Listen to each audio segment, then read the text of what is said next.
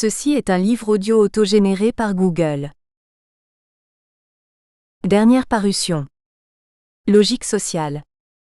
Collection dirigée par Bruno Pequigno. En réunissant des chercheurs, des praticiens et des essayistes, même si la dominante reste universitaire, la collection Logique sociale entend favoriser les liens entre la recherche non finalisée et l'action sociale.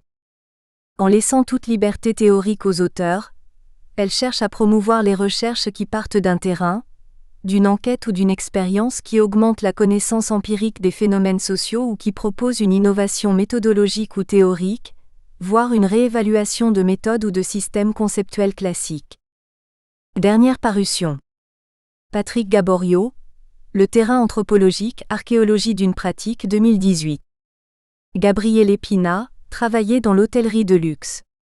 Une enquête ethnographique à Paris, 2018. Michel Bocobza, Madame la comtesse de Gasparin.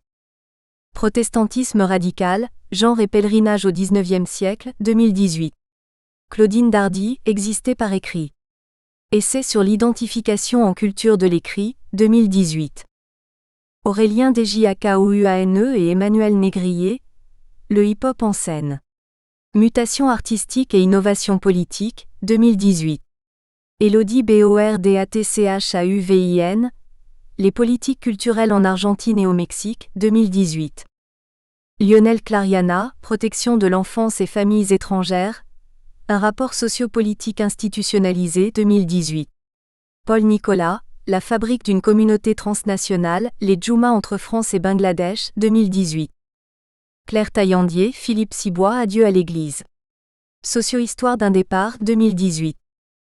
Véronique Matemenagotone, Conflits, coutumes et deuil en Afrique subsaharienne, négociations, transactions sociales et compromis parmi les Bamileke de l'Ouest Cameroun, 2018.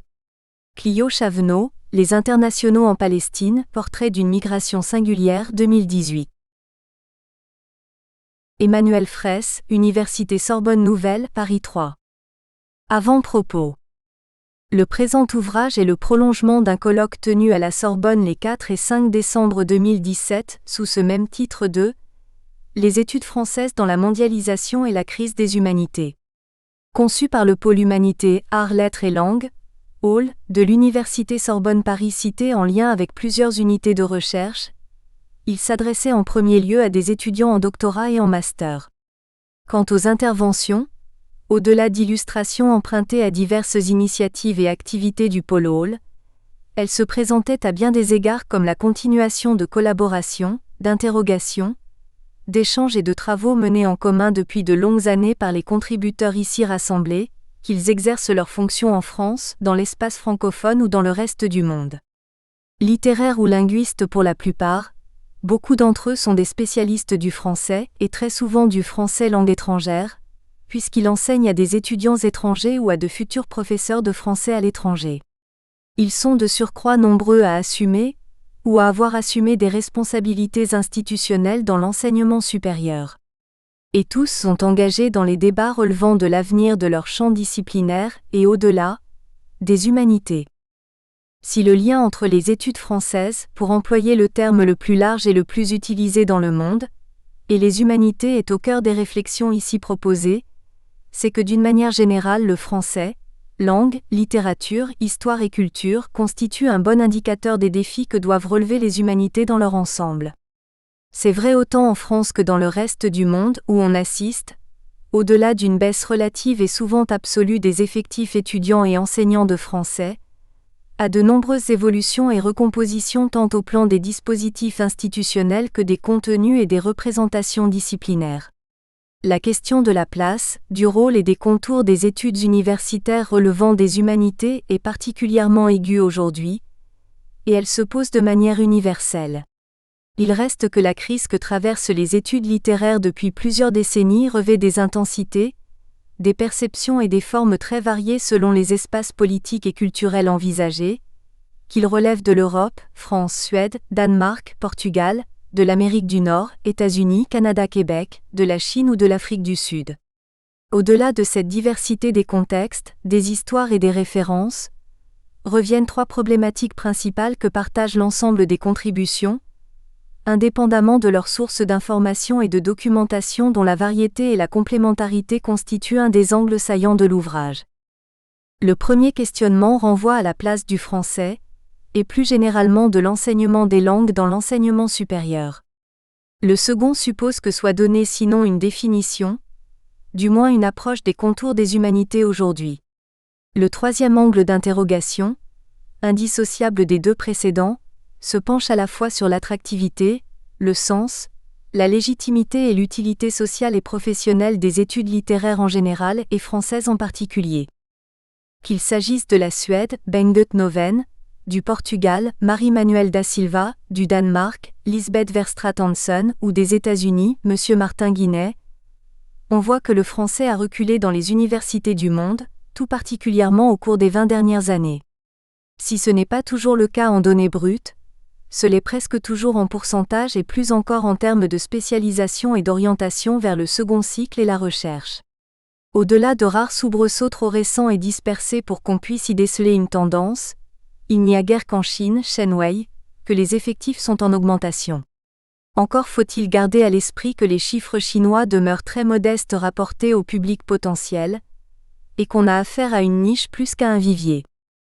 Dans les universités françaises, des mouvements analogues sont à l'œuvre. On peut certes noter dans l'exemple de la jeune université d'Artois, Francis Marcoing, que les étudiants inscrits dans la composante littéraire restent en nombre stable, mais leur profil et leur spécialisation ont notablement changé. Il y a 10 ou 15 ans le professorat, et notamment celui du collège et du lycée, 11 à 18 ans, constituait la première source de motivation sinon de vocation, à la fois pour des raisons d'intérêt intellectuel et de débouchés professionnels. Aujourd'hui, on assiste à une diversification renforcée par la nécessité de poursuivre des études pour accéder plus favorablement à l'emploi. Dans ce contexte, le paradoxe que soulignent plusieurs contributeurs, Gilles Ciuffy, Bengt Noven, vient de ce que le triomphe mondial de l'anglais n'est nullement favorable aux études anglaises ou anglophones. C'est bien le statut des études de langue, de culture et civilisation qui est mis en cause aujourd'hui à travers l'attente des étudiants, qu'il s'agisse du français ou de l'anglais, Fiona Horn. Ou comme le suggèrent la plupart des contributions et notamment celle de Gérard Boismenu, le problème ou le spectre de l'utilitarisme serait devenu incontournable. Rapporté aux langues vivantes, il tente à valoriser l'acte même de communication au détriment des contenus intellectuels, culturels, historiques ou civilisationnels. Donner une définition des humanités partagée par des universitaires issus de 4 continents peut relever de la gageure. Pourtant chacun sent plus ou moins précisément de quoi il retourne. Même si elles entretiennent une relation historique et institutionnelle avec les langues et les civilisations anciennes, les humanités ne sauraient s'y limiter, souligne Gilles Ciuffy qui rappelle que les langues étrangères ont ceci de déterminant qu'elles nous révèlent à nous-mêmes en dessinant le visage de l'autre. Certes, comme le note Francis Marcoing, pendant toute la période qui a suivi mai 1968 en France jusqu'aux années 2000, le terme d'humanité est devenu obsolète, presque inconnu, voire incongru. L'humanisme sous-jacent n'avait pas bonne presse du temps du structuralisme triomphant, rappelle Jean-Louis Schiss. D'autant que bien souvent les études littéraires traditionnelles ont pu s'inscrire dans des contextes ouvertement conservateurs ou réactionnaires, Fiona Horn, Marie-Manuelle da Silva. Qu'on les qualifie aujourd'hui de modernes, de nouvelles, qu'on les dote d'adjectifs plus restrictifs, numériques, médicales, etc. Ou qu'à la suite des Nord-Américains on donne une nouvelle vie aux termes d'arts libéraux, les humanités renvoient au domaine des lettres, des arts et des sciences humaines. Mais concrètement, et l'exemple de la faculté d'humanité de Stockholm comme ceux de la faculté des arts et des sciences de Montréal ou de l'école de langue, littérature et médias de Johannesburg sont là pour le rappeler, il y a bien des constantes qui président aux humanités. Les divers découpages institutionnels ici évoqués, dans leur évolution même, ne cessent de nous rappeler que les systèmes d'organisation des savoirs sont constamment invités au conservatisme et à la scission. Conservatisme dans la défense de la pureté originelle attribuée à tout paradis perdu. À l'échelle historique, il est bien rare qu'une discipline, même récessive, s'évanouisse et disparaisse. Scission et affirmation de l'autonomie. Dès qu'émerge une variation vigoureuse au sein d'un champ disciplinaire, ses promoteurs n'ont de cesse de la faire reconnaître comme telle, avec les attributs institutionnels et moraux qui accompagnent une vraie science accédant au statut de discipline universitaire. Ce fut le cas de la philosophie face à la théologie, de la sociologie face à la philosophie, de la psychanalyse face à la psychologie. Dans ce contexte de cohabitation et de concurrence disciplinaire évoqué par la plupart des contributeurs de cet ouvrage, la question des regroupements institutionnels se pose à l'évidence. Mais compte tenu de l'érosion globale des effectifs, c'est sur un mode très généralement tendu et conflictuel. Certes, partout dans le monde, tous ou presque s'accordent pour affirmer l'importance de l'interdisciplinarité, et il y a un consensus pour voir dans les humanités le cadre commun et pour ainsi dire naturel de cette collaboration. Toutefois, bien peu consentent à en faire une relation égalitaire, ou en tout cas mutuellement profitable. Car en définitive, au royaume des humanités, et à l'intérieur même des grandes sous-disciplines qui le constituent, il s'agit bien souvent de savoir quelles sont les disciplines reines et lesquelles seront mises à leur service. Ce que suggèrent entre autres Lisbeth Verstraete Hansen, Bengt Noven, Marie-Manuelle da Silva ou Gilles Ciuffi.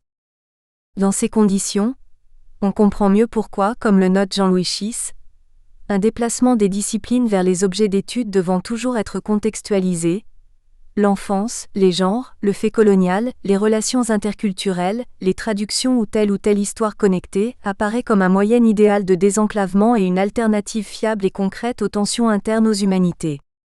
Au-delà de la définition toujours mouvante du domaine des humanités, revient inévitable et lancinante, la question de leur utilité et de leur légitimité. Aucun des contributeurs de ce livre ne cherche à s'y dérober, bien au contraire. Ils sont nombreux à rappeler les termes actuels du débat, non seulement dans leur pays d'exercice, qu'ils soient centralisés, ou de type fédéral comme le Canada ou les États-Unis, mais également dans d'autres espaces nationaux comme la Grande-Bretagne et la Norvège, ou supranationaux comme l'Union européenne et l'UNESCO. Loin du paradoxe désabusé fréquemment mis en avant par certains défenseurs des humanités selon lequel leur utilité première résiderait en définitive dans leur inutilité, leur refus de se soumettre aux diktats du marché et de la future employabilité des étudiants, les textes ici rassemblés sont optimistes. Selon les termes de Gérard Boismenu ou de M. Martin Guinet, ils refusent toute position défensive et protectionniste des humanités. Certes, la précision dans l'expression, l'esprit critique mais aussi les connaissances culturelles, sinon l'érudition, et peut-être surtout les capacités de transfert d'un domaine à un autre sont des valeurs que favorisent les humanités et leur enseignement. Mais ces aptitudes sont également à même de répondre aux besoins économiques et sociaux d'aujourd'hui, et de demain plus encore. Sans doute les étudiants issus des formations liées aux humanités sont-ils moins bien rétribués dans l'immédiat que leurs homologues venus d'autres filières. Mais il apparaît, comme le suggèrent les exemples mis en avant par Gérard Boismenu, que les humanités peuvent constituer dans bien des cas une propédeutique d'excellence professionnelle, à condition qu'elles soient relayées par d'autres compétences. Enfin, il importe de ne pas passer sous silence, et presque honteusement, la dimension morale constitutive des humanités. L'avenir des études françaises est évidemment lié à leur capacité à s'insérer positivement et activement dans les humanités prises dans le sens le plus large. L'hybridité des cultures contemporaines, qui favorise les modes d'analyse eux-mêmes hybrides, évoqués par Marie-Manuelle da Silva à propos des Cultural Studies peut y contribuer largement. De surcroît, les études françaises bénéficient d'atouts spécifiques. Le premier, comme le rappellent notamment Fiona Horn, Marie-Manuelle da Silva ou Lisbeth Verstraete Hansen, est fondé sur la francophonie. Sans qu'on s'attarde sur l'étonnant et prospère fossile académique que constitue le programme d'études de St. John's College cité par M. Martin Guinet, force est de reconnaître que les études françaises sont trop longtemps restées cantonnées aux écrivains et aux œuvres classiques et hexagonales. Le second atout, et il vaut tout particulièrement, mais non exclusivement pour la France et les pays francophones, est lié aux besoins d'enseignants de français, c'est-à-dire de professeurs de langue et de littérature. Enfin, comme le rappelle Shen Wei dans le cas de la Chine, les politiques éducatives et linguistiques des États peuvent peser en faveur du français dans le monde. Au-delà de son caractère nécessairement partiel, le panorama ici proposé a le mérite de rappeler, notamment avec Jean-Louis Schiess, Francis Marcoing, Bengt Noven, Gilles Ciuffy ou Lisbeth Verstraete-Hansen qu'une crise n'est pas toujours un engrenage fatal ni un moment cataclysmique. Elle peut être un tournant, un processus de transformation et de redistribution d'un ancien état de fait sans qu'on en connaisse pour autant l'issue exacte. Et c'est bien pourquoi le réalisme critique des analyses ici proposées autorise un optimisme raisonné concernant l'avenir des études françaises et des humanités dans le monde. Bengt Noven, Université de Stockholm. Le français et les humanités en Suède, crise et redistribution. À une époque, le français a été la lingua franca du monde occidental. Au XVIIIe siècle, en effet, le français, sa civilisation, sa culture et sa littérature véhiculaient l'universalité de l'homme, résultat de la poussée universaliste des Lumières.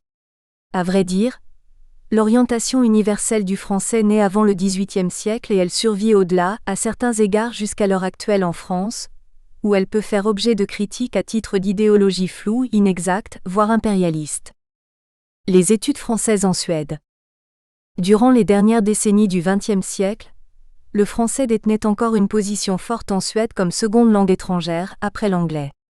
Et pourtant, depuis environ 20 ans, le nombre d'étudiants qui choisissent d'étudier le français dans le cadre de l'enseignement supérieur en Suède connaît une baisse considérable.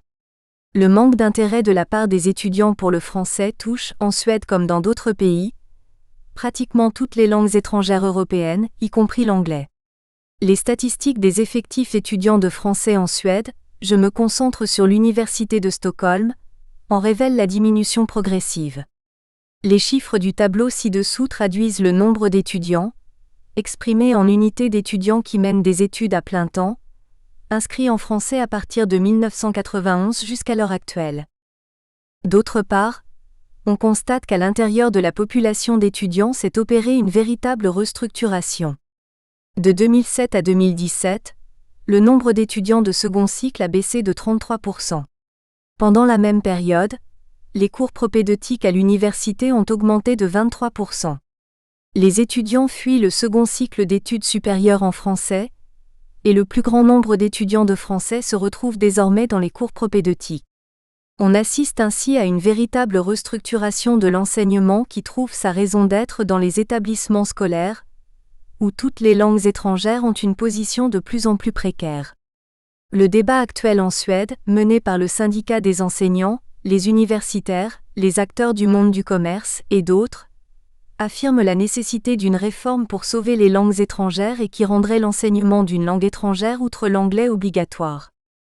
Étant donné ces circonstances et ce dispositif nouveau, l'enseignant de français en Suède sent souvent le besoin de s'adresser au public, aux établissements scolaires ou aux autorités politiques pour les informer de l'utilité d'apprendre le français. Ces initiatives de communication, voire de plaidoyer, peuvent se manifester par la rédaction d'articles dans la presse, par des rencontres avec des élèves dans les écoles, par la participation à des débats publics, séminaires ou tables rondes. Les arguments mis en avant consistent à rappeler que le commerce suédois gagnerait si les hommes et femmes d'affaires en Suède maîtrisaient le français, que la position de la Suède sur la scène politique en Europe serait renforcée si les politiques utilisaient les grandes langues européennes, l'allemand, l'espagnol et le français, que la connaissance du français permet de mieux comprendre et d'assimiler d'autres cultures en Europe et dans le monde, et enfin que l'apprentissage du français développe la compétence interculturelle et Q'. Il est propice au développement cognitif. Or, les activités du professeur de français qui s'investit à expliciter et à défendre l'utilité du français à un public en dehors de l'université recoupent celles de bien d'autres collègues universitaires dont le métier relève du secteur des humanités. Un nouveau genre universitaire, la justification des humanités. En effet, c'est tout un nouveau genre qui est apparu dans le monde académique. Des universitaires du monde entier se sont mis à produire des textes destinés à expliquer l'utilité des humanités. Textes publiés sous forme de livres ou d'articles dans les revues ou les journaux, ou encore sur Internet, dans des blogs ou sur les réseaux sociaux. Ces écrits cherchent tous à mettre en évidence à quoi servent les humanités, et de quelles valeurs elles sont porteuses. L'un des exemples les plus éloquents, et parmi les plus cités dans le débat actuel, est le livre de Martha Nussbaum Not for Profit, Why Democracy Needs the Humanities. Le livre, dit l'auteur, n'est pas une étude empirique mais un manifeste, page 121. L'argument de Nussbaum consiste à mettre en évidence le rôle fondamental des humanités pour le processus de socialisation des individus dans les États démocratiques. Les humanités ne s'étudient pas dans un objectif de développement ou de croissance économique. Les humanités contribuent à bâtir les compétences essentielles pour l'exercice de la citoyenneté, comme la réflexion critique, l'imagination, l'empathie. Le rapport The Heart of the Matter, The Humanities and Social Science for a Vibrant, Competitive and Secure Nation, publié sous l'égide de l'Académie américaine des arts et sciences, argumente en faveur de l'importance des humanités et des sciences sociales du point de vue de la nation américaine. Le monde globalisé est sujet à de multiples transformations à plusieurs niveaux, et les humanités ont un rôle important à jouer pour assurer la stabilité et la sécurité. Il importe, dit le rapport, que les compétences relatives aux humanités contribuent à promouvoir la créativité et l'innovation, pour que les citoyens disposent des instruments leur permettant de participer aux décisions dans l'économie de la connaissance, page 59. En somme, le rapport est un plaidoyer pour le programme de formation Liberal Education dans une perspective de nation building. Ce programme d'éducation autorise le citoyen américain à comprendre le passé et le futur, à développer les conditions de vie conformes aux objectifs des pères fondateurs, et enfin à assurer le leadership international des États-Unis, déclare le rapport, page 61. Bien entendu, il serait faux de réduire le débat actuel à une série d'écrits qui justifient les humanités par le biais d'arguments expliquant leur utilité publique, y compris le projet patriotique. Les universitaires n'ont certes pas manqué de mettre en cause les enjeux de ce nouveau genre d'écrits. Helen Small, dans The Value of the Humanities, soumet à l'examen critique les arguments utilisés dans cette défense des humanités. Les justifications, dit-elle, représentent une forme d'écrit résultant d'initiatives prises sous la pression politique, économique et institutionnelle. L'objectif de Small revient à examiner le débat qui envisage les humanités comme un bien public et susceptible à ce titre de faire l'objet d'investissements de la part de l'État, en concurrence avec d'autres secteurs de l'université, c'est-à-dire les sciences sociales, la médecine, la technologie et les sciences naturelles. Helen Small ne met pas en cause la présence du discours qui vise à articuler la valeur publique des humanités. Une discipline universitaire qui resterait paralysée et muette face à cette demande aurait effectivement des difficultés graves, constate-t-elle page 21. Dans son étude, elle établit une taxinomie des arguments examinés ensuite dans leur contexte historique, intellectuel et culturel. Helen Small est professeure de littérature anglaise, spécialiste de l'époque victorienne. Sa méthode de travail consiste à étudier les arguments contemporains affirmant la valeur des humanités dans l'optique de l'histoire intellectuelle, de la persuasion rhétorique, de la philosophie des valeurs et du raisonnement délibératif. Bien des strates impensées du débat politico-économique sont ainsi dégagées. Chaque argument comporte son histoire, ses difficultés et apories. L'une des conclusions de l'étude est que l'argumentation en faveur des humanités recoupe parfois des opinions qui guident aussi nos pensées autour de l'éducation en général, de la culture ou d'une vie privée et publique heureuse, page 18. Dans cette perspective, on peut se demander si le concept d'humanité recouvre réellement une entité cohérente. En effet, le débat actuel occulte bien souvent la diversité qui existe au niveau des cultures de recherche, des approches et des méthodes. Helen Small relève cette problématique en mentionnant le fait que sa propre discipline, l'étude littéraire, sert souvent d'épitomée aux humanités p ainsi suite SQUARE. La prétendue cohérence des disciplines sous le couvert du terme « humanité » n'existe peut-être en définitive qu'en tant qu'arme rhétorique dans le cadre d'un débat polémique. Le concept d'humanité dans ce contexte n'est-il pas utilisé sans précaution ni définition claire, de sorte qu'il désigne en réalité des entités telles l'éducation ou l'université? L'anthologie publiée en Suède en 2013, Tillvilken nytta? En bok om humaniora möjligheter? Quelle utilité? Un livre sur les potentiels des humanités témoigne de cette problématique. Sur les 34 auteurs d'articles, 12, plus d'un tiers, relèvent de la discipline qui en Suède est nommée Histoire des idées. Quelques-unes des contributions témoignent effectivement de la prétention de cette discipline à pouvoir résumer l'essentiel des humanités. Les définitions des humanités qu'on peut y lire renvoient à une compétence opérant la réflexion critique appliquée à des objets et des structures de nature historique et idéologique, page 17, 32. De même, à plusieurs reprises, les articles de l'anthologie se réfèrent clairement à des cadres plus vastes que le domaine des humanités. Il est possible toutefois d'envisager les humanités de manière pragmatique et pour ainsi dire contingente, simplement comme l'ensemble des disciplines regroupées sous ce nom dans une même composante universitaire. C'est précisément la perspective adoptée par Paul Holm, Arne Jarrik et Dominic Scott dans Humanities World Report. Les auteurs ont voulu, comme l'indique le titre, rendre compte des humanités dans une perspective mondiale, afin de compléter les publications et les rapports qui sont souvent fortement teintés des contextes nationaux. Les auteurs traitent d'un nombre réduit de sujets, touchant exclusivement la recherche dans les humanités, à travers une série d'entretiens avec des universitaires du monde entier.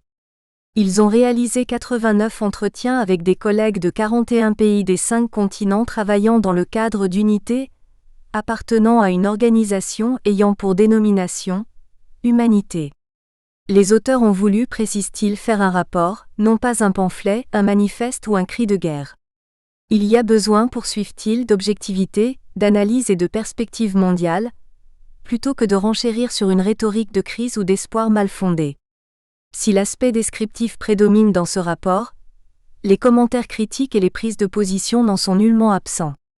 Les auteurs résument leurs entretiens en affirmant le caractère scientifique des humanités. Il s'agit bel et bien d'un domaine appartenant à la communauté universitaire, qui n'est pas essentiellement distinct d'autres domaines scientifiques.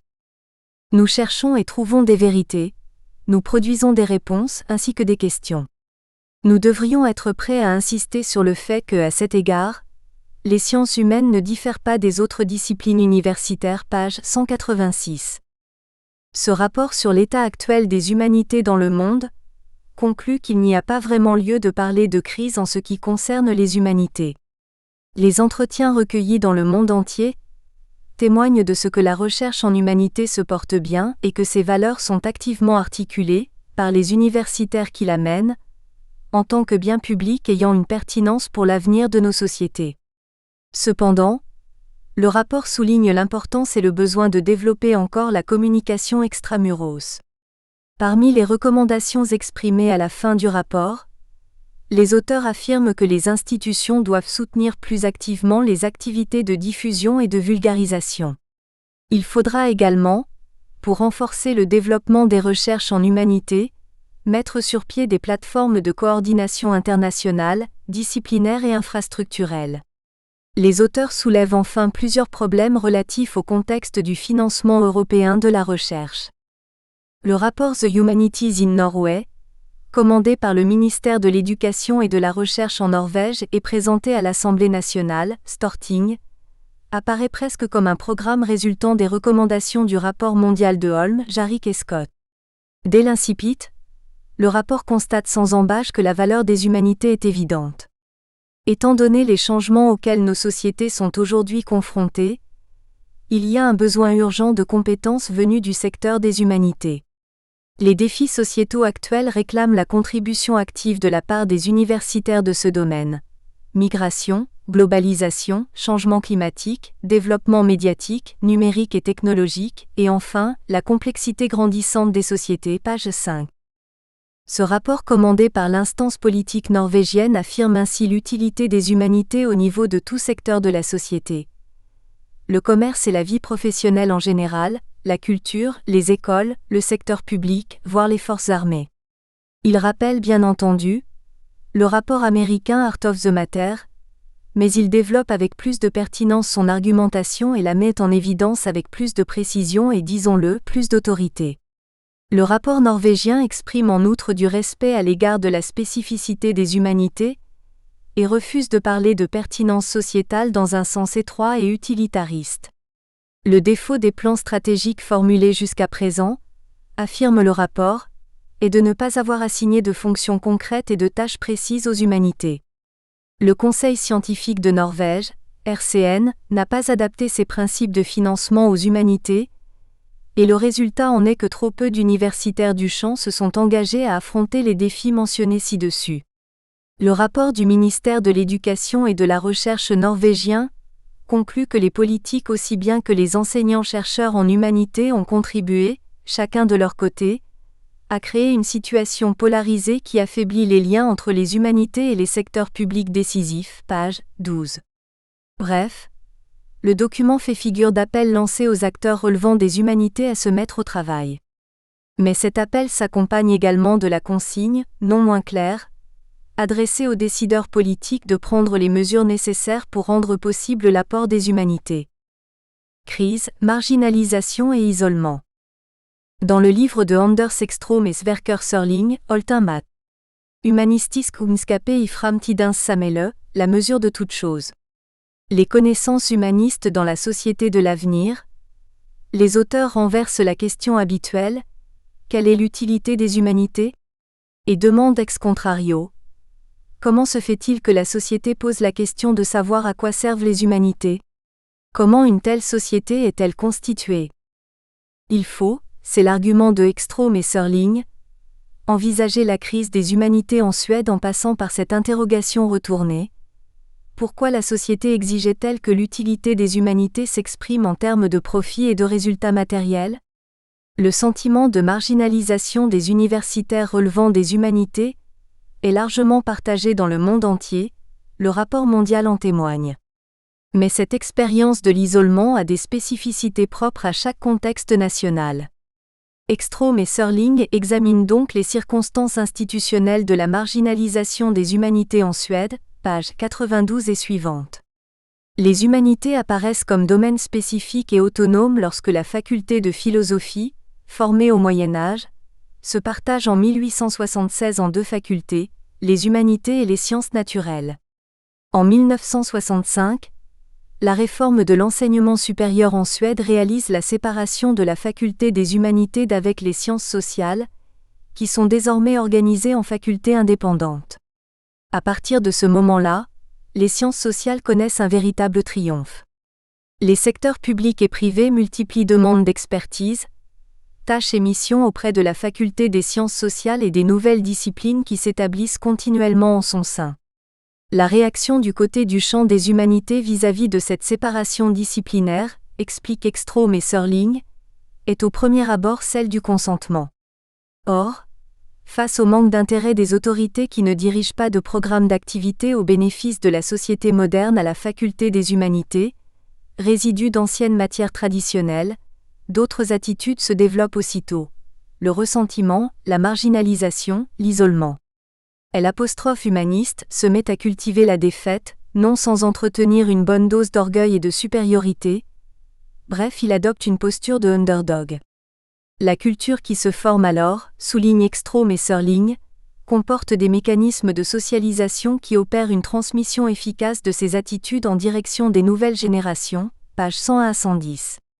Les auteurs concluent en affirmant que les universitaires tenant des humanités en Suède sont ainsi confinés, avec leur consentement tacite, dans un état de marginalisation sans équivalent dans d'autres pays, page 101. Je ne suis toutefois pas entièrement convaincu du fait que les circonstances en Suède soient si uniques, et Emmanuel Fraisse évoque à juste titre dans sa contribution la fierté morose qui peut régner dans le monde universitaire en France. Ekström et Sörling insistent dans leur livre sur la nécessité de communiquer le contenu des humanités en direction des non-spécialistes. Le rapport mondial, nous l'avons vu, fait le même constat en soulignant l'importance de soutien financier aux activités de diffusion, Translational Practices. Il faut que les universitaires du champ des humanités, eux-mêmes, articulent les valeurs et l'utilité de leur domaine, tout en résistant à une logique simpliste relative au marché. Jusqu'à présent, les universitaires n'ont pas su formuler cette utilité de manière suffisamment pointue et créative. Autrement dit, ils n'ont pas mis en évidence la place centrale des humanités en tant que perspective intégrative susceptible de coordonner d'autres compétences et d'autres secteurs scientifiques. D'où le titre du livre de Ekström et Sörling qui fait allusion à la phrase de Protagoras au mot mensura, « L'homme est la mesure de toute chose ». Intégration et interdisciplinarité. Le besoin de développer des perspectives inclusives et de mettre en place des structures de recherche qui soient orientées vers des problèmes, l'anglais problem-oriented, n'est pas seulement exprimé par des universitaires. Bien au contraire, c'est l'impératif qui est mis en avant par les décideurs politiques. Les politiques prônent cette nécessité comme l'instrument essentiel pour réaliser la pertinence de la recherche et de l'enseignement universitaire, autrement dit l'impact. Au niveau de l'Union européenne, le programme de recherche le plus puissant jusqu'à présent, Horizon 2020, doté de 80 milliards d'euros, annonce sa troisième priorité sous la catégorie des défis sociétaux. Qu'implique l'interdisciplinarité dans le domaine des humanités? Au Danemark, où les initiatives interdisciplinaires ont été plus conséquentes qu'en Suède, David Bud Pedersen, Frédéric Sternfelt et Simon Kopp ont publié une anthologie de plus de 400 pages qui traite de ces redistributions disciplinaires et institutionnelles, Kampen om disciplinern, Viden og videnskapelig i humanistisk forskning, combat des disciplines, le savoir et la scientificité dans la recherche en humanité. Ce qui est évoqué comme un combat reflète la véritable effervescence au sein même de la recherche dans les humanités au Danemark. Cette recherche est depuis 10 ans sujette à de multiples transformations au Danemark. Les 17 articles qui composent l'anthologie abordent bien avant tout l'épistémologie de la recherche dans les humanités, mais aussi ses méthodes et matériaux, ses cultures et les nouveaux moyens technologiques dont elle dispose, la logique interdisciplinaire, les structures institutionnelles et les nouveaux domaines de recherche, les réseaux de coopération ainsi que les nouveaux styles de recherche qui en résultent. Nous espérons que vous avez apprécié cet aperçu. Pour continuer à écouter ce livre audio sur Google Play Livres, utilisez le lien dans la description de la vidéo.